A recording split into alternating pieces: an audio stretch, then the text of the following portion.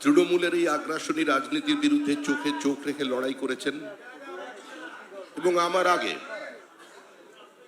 তার বক্তৃতায় তিনি বলেছেন তিনি দপ্তর ছেড়ে এসেছেন, তিনি আমন্ত্রণে এসেছেন, এগুলো সবই অতীত। আমি আমার অনুজ প্রতিমের কাছে আহ্বান করব বা আবেদন করব যে ভবিষ্যতের কোনো মিটিংয়ে তিনি এটা বলবেন না, কারণ তিনি বিজেপিতে সম্পৃক্ত হয়ে গেছেন।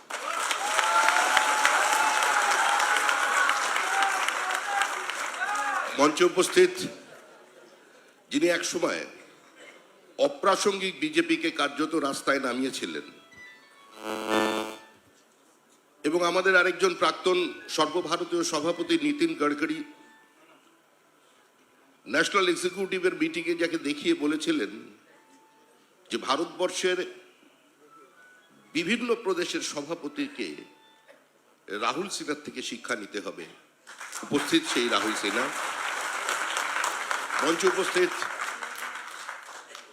আমাদের কেন্দ্রীয় মন্ত্রী, বিদায়ী সভাপতি আমি বলতে চাই না, কারণ সভাপতি একটা বহমানতা, যার অস্তিত্ব যার ব্যক্তিত্ব এখন দলের মধ্যে বর্তমান, ডক্টর সুকান্ত মজুমদার। আমাদের দীর্ঘদিনের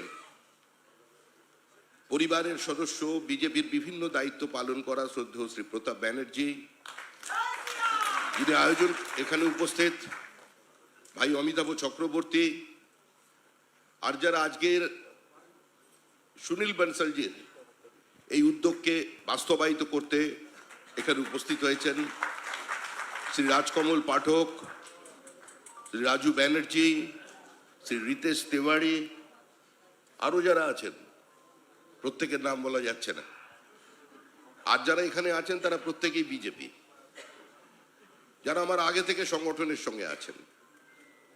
আমার সামনে সুশান্ত পাল বসে আছেন, কর্নেল সব্যসাচী বাগচি আছেন, কাদের নাম বলব? প্রত্যেকেই তো বিজেপি আছে আর বিজেপি ছিলেন। কোন টিচার, শিক্ষকের কোনোদিন কোনো রিটায়ারমেন্ট হয় না, কোন ডাক্তারের কোনোদিন রিটায়ারমেন্ট হয় না, কোন উকিলের কোনো সময় রিটায়ারমেন্ট হয় না, যত দিন যায় ফিস বাড়ে। সেরকম রাজনৈতিক কর্মীরও কোনো রিটায়ারমেন্ট নেই। আজকে মনুষ্যকুলের এমন এক অসামান্য ব্যক্তিত্বকে সামনে রেখে এখানে আমরা সমবেত হয়েছি যে তার সম্পর্কে কিছু বলার মতো জ্ঞান, বিদ্যা, বুদ্ধি বা উচ্চতা কোনোটাই আমার নেই। কিন্তু আমরা অটলজিকে দেখেছি, তাকে স্পর্শ করেছি, তাকে প্রণাম করেছি, তার কথা শুনেছি। তার বক্তব্যের খণ্ডিত খণ্ডিত কিছু অংশ এখনো আমাদের অন্তরের অন্তঃস্থলে একটা মধুর স্মৃতি নিয়ে বেঁচে আছে। যারা আপনারা এখানে বসেছেন অনেকেই আছেন এখানে আমি দেখছি, যারা এখনো রাজনীতিতে সক্রিয়, যারা হয়তো দলের কয়েকজন আছেন এরকম মন্ডল স্তরে, জেলা স্তরে তারা দলের পদাধিকারী, এসআইআর এর জন্য কাজ করছেন, মেম্বারশিপে কাজ করেছেন দায়িত্ব নিয়ে, কিন্তু আজকের বৈঠকে তারা উপস্থিত হয়েছেন যে কোনো আবেগের কারণে। আমাদের দল 3 বছর অন্তরে সভাপতি পরিবর্তন করে, কমিটি পরিবর্তন করে, কিন্তু বন্ধ ঘরের মধ্যে এটা বলার অপেক্ষা রাখে না যে যখন নতুন কমিটি হয় আগের কমিটির কিছু মানুষ সেখান থেকে বাদ যান, কিন্তু দল থেকে বাদ পড়ে। সংবাদ মাধ্যম একটা ন্যারেটিভ তৈরি করছে এবং সেটা যত দিন যাবে আরো বাড়বে যে নতুন পুরনোর দ্বন্দ্ব। নতুন পুরনোর যদি দ্বন্দ্ব হতো তাহলে উপরে যারা বসে আছেন আর সামনে যারা বসে আছেন বা যারা বক্তব্য শুনছেন বা এখনো হলে যারা ঢুকতে পারেননি, বাইরে যত আমাদের বিজেপির পুরনো কার্যকর্তা আছেন, যারা কেউ সারা রাত ট্রেন জার্নি করে এসেছেন তারা বাইরে আছেন, কেউ 6 ঘন্টার ট্রেন জার্নি বাসে এসেছেন তারা আছেন, 8 ঘন্টায় বাসে আছেন। একটা অসম্ভবের মধ্যে আপনারা সম্ভাবনার স্বপ্ন দেখেছিলেন। রঞ্জিত ভৌমিক মঞ্চে এলেন, অতিবাম রাজনীতিতে সক্রিয় ছিলেন, তিনি 80 সাল থেকে দলের সঙ্গে সম্পৃক্ত হয়ে গেছেন। এই যে আজ সকালে নরেশ কোঙ্গারের সঙ্গে দেখা হল, নরেশদা অতিবাম রাজনীতি করতেন, অত্যন্ত ভালো বক্তা এবং তার পলিটিক্যাল বিশ্লেষণ নিঃসন্দেহে তিনি যেগুলো বলেন সেটাই হয়। নরেশদাও আজকে এসেছেন। কিন্তু যখন আপনারা দলে এসেছিলেন তখন জানতেন তো পরাজয় নিশ্চিত, জমানত বাজেয়াপ্ত হবেই। তাও কিন্তু আমরা দিনের পর দিন কাজ করেছি একটা জিনিস জেনে, যে আমরা পশ্চিমবঙ্গের মাটিতে থাকতে এসেছি, চলে যেতে আসিনি।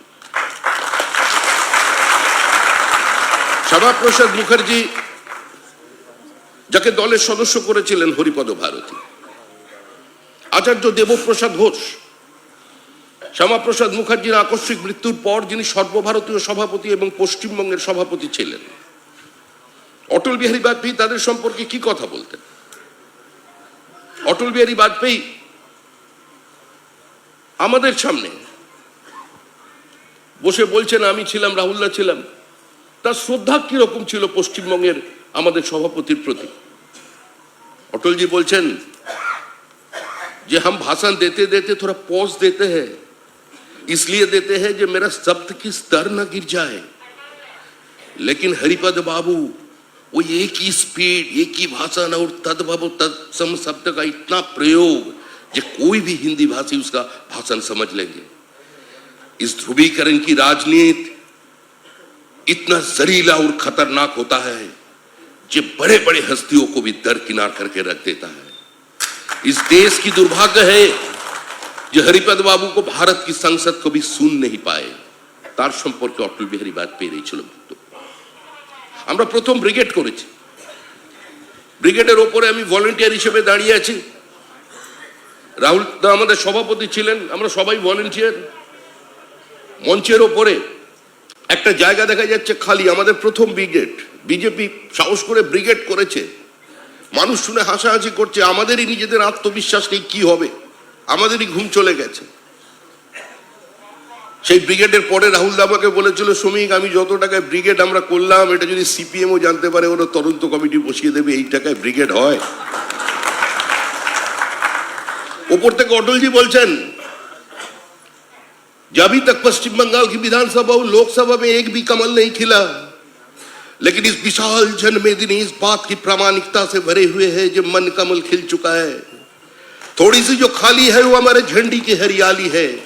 इन्हीं অটল বিহারী বাজপেয়ী যিনি বাগ্মিতার মধ্যে দিয়ে একটা দলকে প্রাসঙ্গিক করতে পেরেছিলেন, যিনি তার নিজের জীবদ্দশায় দলের সঙ্গে সম্পৃক্ত হয়ে গিয়েছিলেন, তিনি অটল বিহারী বাজপেয়ী।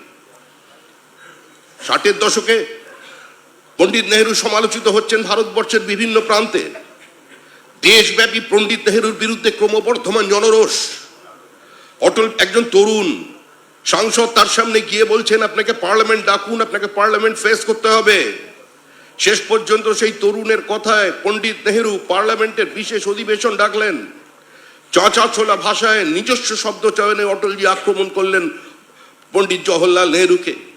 বক্তৃতা শেষের পরে নেহেরু বলছেন, তোমার দল কোনোদিন ক্ষমতায় আসবে কিনা আমার জানা নেই, আর দল যদি ক্ষমতায় আসে তোমায় প্রধানমন্ত্রী করবে কিনা সেটাও আমার জানা নেই, কিন্তু তুমি একজন প্রাইম মিনিস্টার মেটেরিয়াল। 1971 পাকিস্তানের সঙ্গে যুদ্ধ, শ্রীমতী ইন্দিরা গান্ধী গেলেন হঠাৎ সকালবেলা অটল বিহারী বাজপেয়ীর বাড়িতে। বিরোধীরা কি করে দেখবে তার এই পদক্ষেপকে, তিনি আশঙ্কায় ছিলেন। অটলজির সঙ্গে 8 ঘন্টা মিটিং এর পর যখন শ্রীমতী গান্ধী বেরিয়ে যাচ্ছেন তখন তিনি বললেন, আমি একজন নেতার সঙ্গে দেখা করব ভেবে এসেছিলাম, কিন্তু আমি একজন স্টেটসম্যানের সঙ্গে মিটিং করে গেলাম, তিনি অটল বিহারী। 71-এর যুদ্ধ আমরা জিতলাম, 80,000-এর বেশি সৈন্য আমাদের হাতে বন্দী।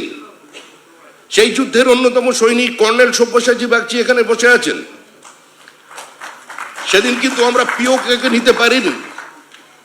আমাদের সিমলা এগ্রিমেন্ট 2রা জুলাই 1972 শ্রীমতী গান্ধী ডিপ্লোম্যাটিক্যালি পরাজিত হয়ে গেলেন জুলফিকার আলী ভুট্টোর সামনে।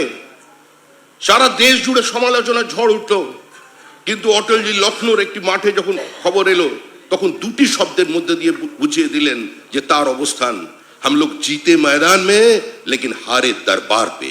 তিনি ছিলেন অটল বিহারী বাজপেয়ী। বিশ্বনাথ প্রতাপ সিং, তাকে জেতবার পর কলকাতায় একটা সভার আয়োজন করা হয়েছিল। সেই সভা আয়োজন হয়েছিল আমাদের শহীদ মিনারে। মঞ্চে যারা বসেছিলেন ভারতবর্ষের প্রায় সর্বপ্রান্তের নেতারা, যে ছবি বারবার দেখায়, জ্যোতি বসু সেদিন মঞ্চে ছিলেন, সঞ্জয় সিং ছিলেন, বিশ্বনাথ প্রতাপ সিং ছিলেন, মঞ্চের পিছন দিকে বসেছিলেন অসীম দাশগুপ্ত, বুদ্ধদেব ভট্টাচার্য এবং বিমান বসু।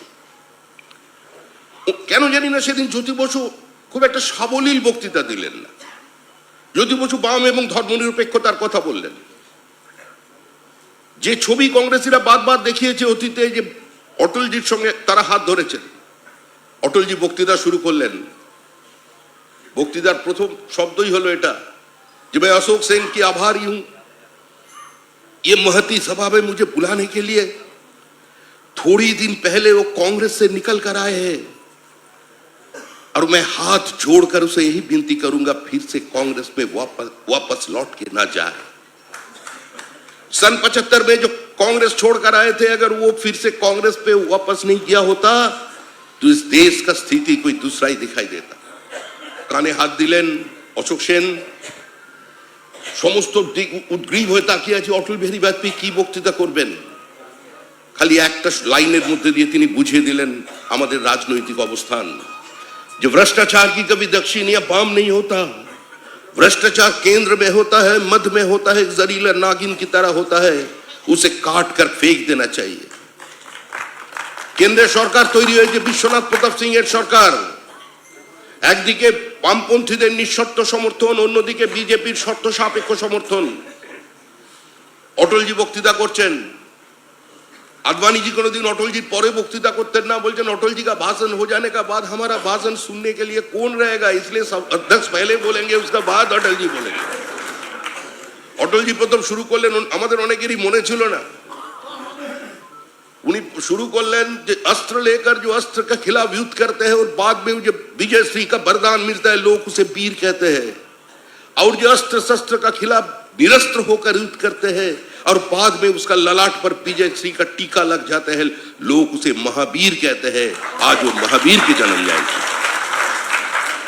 তিনি তার অবশ্য রাজনীতিটাকে বোঝাচ্ছেন। তিনি বলে पिछले चुनाव में एक आम मंथन हुआ था, वो मंथन से एक माखन निकाला है, माखन अभी छीके पर है और छीके का नीचे एक बिल्ली बैठा हुआ है।